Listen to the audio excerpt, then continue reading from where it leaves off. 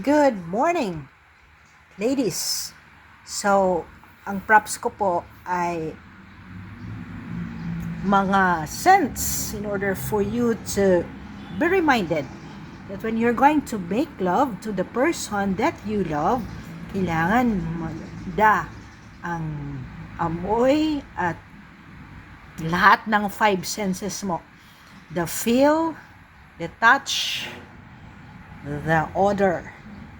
What you see should jive with all the feelings that you have for that person. So, balak tayo sa incredible sex life kasi ang taong walang sex life daw ay hindi nabibigyan ang pleasure ang sarili. Now,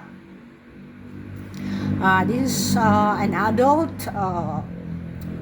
literature. So, ito po ay point of friction. So, ang G-spot ni babae ay nasa 3 o'clock to the left. Kumbaga sa clock ay nasa alas 3 siya. Ang penetration, ang point of friction dito sa penis should go to the left para maano niya ang both ng friction ng head ng penis sa G-spot and the friction sa clitoris.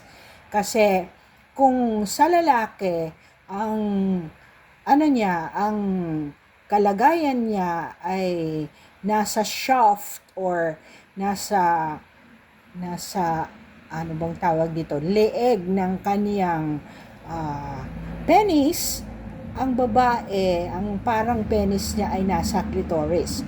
So, in order for the man to have friction on the clitoris or clit, kailangan mindful ang lalaki na namumove siya. Now, kung hindi kaya ng lalaki i-move daw ang clitoris mo, therefore, pwede kang mag-masturbate while at the same time ikaw na babae or ang lalaki ay nagpe-penetrate inside. But, as I said in the first segment, ang requirement ay ikaw ay pinag-masturbate.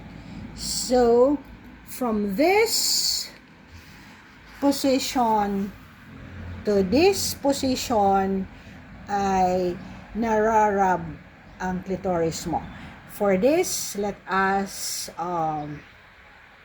finish first this segment and then pupunta tayo sa another page on this chapter. Thank you for watching and I hope you enjoyed this topic.